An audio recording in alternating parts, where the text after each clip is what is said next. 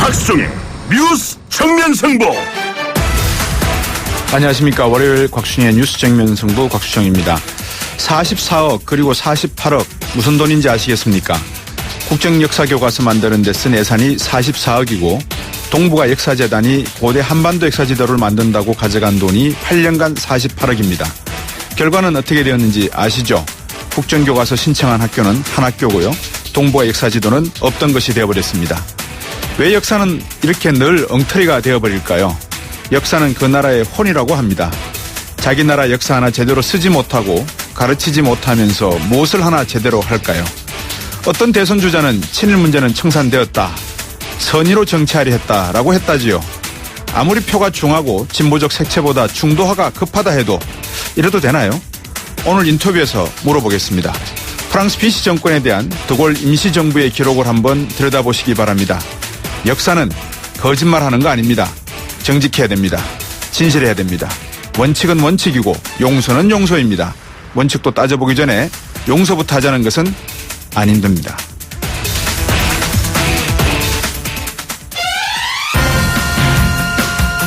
곽수종의 뉴스 정면 승부, 오늘 저희가 준비한 순서 말씀드리겠습니다. 2부에서는 자유한국당 인재영입위원장 맡고 있죠. 조경태 의원 연결하겠습니다.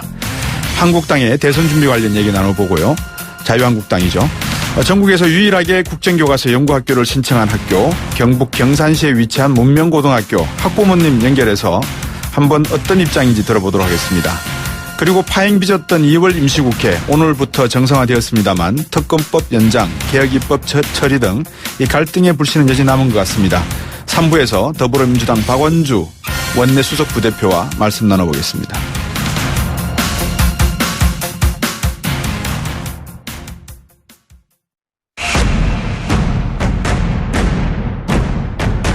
곽수종의 뉴스 정면 승부.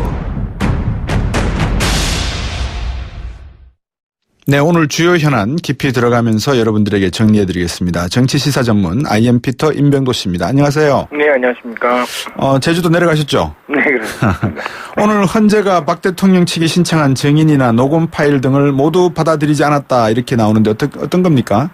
예, 오늘 박근혜 대통령 측 대리인단은 더블루K 이사 고영태 씨를 증인을 신청했고, 네. 고 씨와 관련자들의 이제 통화 내용이 담긴 이제 녹취록, 그 녹음 파일을 심판정에서 재생하게 달라고 요청했습니다. 네네. 그런데 헌재는 이를 모두 받아들이지 않았는데요. 네. 우선 고영태 씨는 3차례나 불출석했습니다. 네. 그래서 뭐 또 굳이 부를 필요가 없다고 봤고요. 네. 헌재는 대통령 측이 녹음 파일을 통해 입증하려는 것은 이미 녹취록으로 봤고 이 사건의 핵심과 관계가 없다고 설명하기도 했습니다. 네. 대통령 측은 이제 자꾸 출석하지 않은 증인을 재신청하거나 네. 증거도 채택되지 않은 것을 가지고 이제 들어봐야 한다는 등 지연 전략을 펼치고 있는데 네.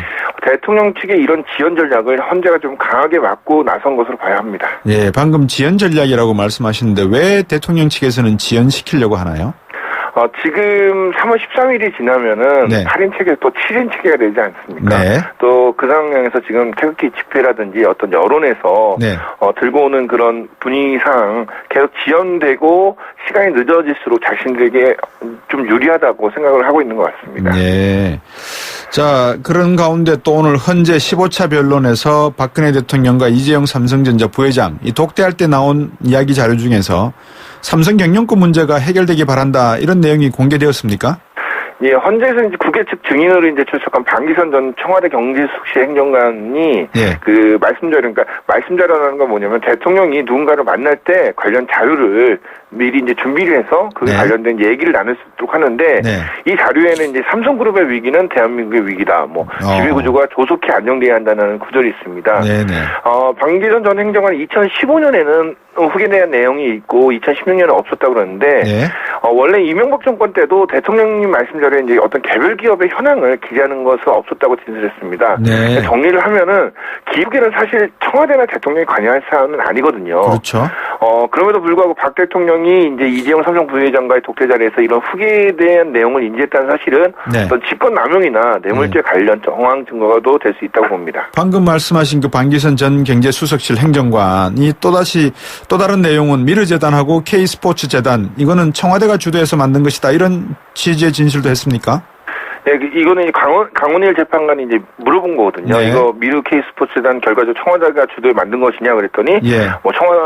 그랬더니 방기선 전 행정관 네라고 대답했습니다. 예. 그래서 이후 이제 강제판관이 이거 뭐 왜 기밀로 만들었냐 뭐 이런 식으로 묻자 예. 자기는 이제 좋은 뜻으로 생각했지만 기밀로 봤다. 그래서 왜 기밀이냐고 묻자 지시 받을 때도 기밀이다. 네. 그러니까 이거는 이제 법적 절차로 설립되는 게 아니라 비밀로 다루지 않았나 생각한다고 이렇게 대답했는데 네네. 결국 이제 미르 K스포츠재단은 대통령과 최순실 씨 주장과 다르게 청와대가 어떤 비밀리에 불법적인 방법으로 설립했다고도 볼 수 있습니다. 네. 뭐든지 이 비밀스럽다라고 하는 것은 투명하지 않다는 것이고 투명하지 않다는 것은 공평하지 않은 것이고 공평하지 않은 것은 공정하지 않다 이렇게 봐도 되지 않겠습니까? 그죠? 그렇죠. 이제 좋은 일, 그다음에 예. 당당한 일이라면 굳이 비밀리 할 필요는 없겠죠. 그러니까요. 오늘 헌재에서 근데 재밌는 뭐 몇 가지 뭐라 그럴까요? 이렇게 논쟁이라 그럴까요? 뭐 그런 내용이 있었던 모양인데 박근혜 대통령 측이 변론을 좀 계속하자 이렇게 이야기했는데 이정미 헌재 소장이 아니다 그럴 필요 없다 이렇게 이야기했다면서요. 좀 어떤 분위기가 좀 약간 좀 딱딱해진다, 강하게 나온다 뭐 이런 이야기도 있는 것 같습니다. 이제 발단은 뭐냐면 이정미 헌재 소장 권한대행이 이제 정오쯤 변론을 마치겠다고 했는데 네.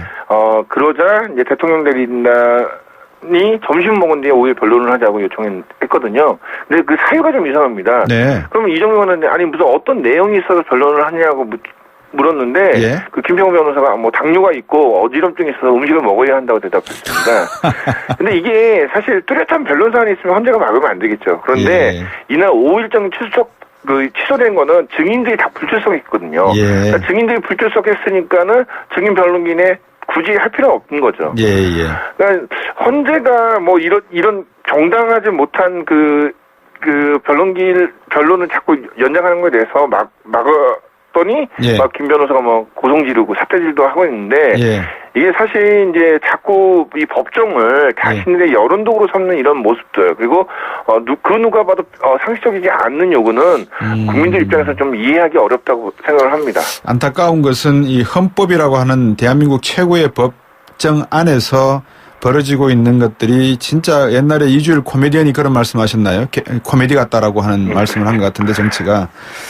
당뇨가 있어서 어지럽기 때문에 밥 먹고 하자. 근데 그쪽 분들은 되게 코너링이 좋다 뭐 이런 표현도 하시다시피 좀 말씀하시는 게 이상해요. 4차원에 사시는 분들 아닌가 싶기도 하고. 그러니까 대한민국 최고의 법리를 따지는 자리에서 나올 만한 얘기들은 좀 아닌 것 같아요. 그러니까요. 거기도 우리 최순실 씨로부터 어떤 영향을 받는지 우주의 기운을 받으시는지 말씀들이 헌재가 박근혜 대통령 최저 변론에 나올지 여부를 22일까지 밝혀달라 이렇게 요구했는데 박근혜 대통령이 최종 변론에 나오실까요? 어떻게 보세요? 그 부분 정확하게 이제 뭐 22일쯤 결정이 될 것 같은데, 네. 그러니까 대통령 측이 이제 그 얘기를 자꾸 하는 부분은 뭐냐면은 이미 주말에 최종 변론기를 일주일 연기해달라고 의견을 그랬죠. 제출했거든요. 네. 그러니까는 이정미 헌재 소장이 빨리 22일 변론 시간 전까지 알려달라. 그거 왜 그러냐면은 22일 날은 이제 마지막 증인 신문을 위한 변론기일이고, 네. 24일이 이제 최종 변론기일로 이제 헌재는 공지했습니다. 네. 근데 24일에 이제 최종 변론이 진행되면은 네. 3월 13일 이전에 탄핵 심판 선고가 가능합니다. 왜냐면은 과거 노무현 전 대통령 당시에도 최종 변론 이후에 결정문 약속한다고 이제 2주 후에 선고가 내려졌거든요. 네네. 그래서 이제 정확한 일정 22일쯤에 이제 나올 건데 예. 헌재는 대통령이 변론기일에 뭐 출석한다 그거 정확하게 얘기하는데 예. 변론 종결 뒤에는 변론기일이 변경되는 일은 없다고 분명히 밝혔습니다. 예. 결국 이제 대통령의 뭐 출석이 중요한 게 아니라 일정대로 따라가겠다. 헌재가 강하게 이제 의견을 표명한 거죠. 지금 특검도 진행되고 있지만 법정에서는 또 이거 형사법 관련해가지고 그 일부 이 강제모금 논란에 대한 그 이야기들이 검찰에서 조사가 이루어지고 있지 않습니까? 그죠? 네, 그렇죠. 법정에서 지금 공판이 벌어지고 있는데 거기에 박 대통령이 미르재단 모금 관련해서 정경련이 자발적으로 참여했다 이렇게 대응하라라고 말이 나왔고 그 회의 자리에 우병우도 참석했다 이런 기사가 경향신문에 떴거든요. 네. 충분히 그럴 가능성이 있었나요? 충분히 가능성이 왜냐면은 청와대 그 민정수석이라는 자리가 네. 그 대부분의 이 정보라든지 대응책들을 마련하는 그 어떤 그렇죠. 브레인의 역할을 하는 곳이거든요. 예. 그렇군요. 자, 오늘 말씀 잘 들었습니다. 고맙습니다. 네, 고맙습니다. IM 피터 임병도 씨였습니다. 우리 몸에서 제일 안전해야 하는 곳은 어딜까요? 글쎄요. 다 중요하지 않나요? 어떤 작업이든 일을 하는 분이라면 특히 발이라고 대답하실 겁니다. 발이 안전하면 마음까지 든든해지니까요. 지벤 안전화. 와, 스타일까지 좋은데요? 생각의 차이가 만드는 가치. 지벤 안전화. 포토라인이 아닙니다. 포토존 탈취장치 19년 오직 한 길. 포토존 탈취장치 명품만을 고집해온 센텍. 대표이사 권용석입니다. 하수관 악취, 공장 유해 악취, 이제 포토존에 맡겨주세요. 대표이사가 보증합니다. 센텍 센데 1544-8785. 크리네어 테크. 크리네어 테크 집중기. 주물 작업, 연마 작업, 페인트 작업. 분진가스, 냄새, 연기 작업장 분진. 이 세상에 못 없애는 분진이 어딨어. 크리네어 테크 기술력이 끝내줍니다. 크리네어 테크. 크리네어 테크 집중기. 네, 1부 순서는 여기까지입니다. 2부에서 뵙겠습니다.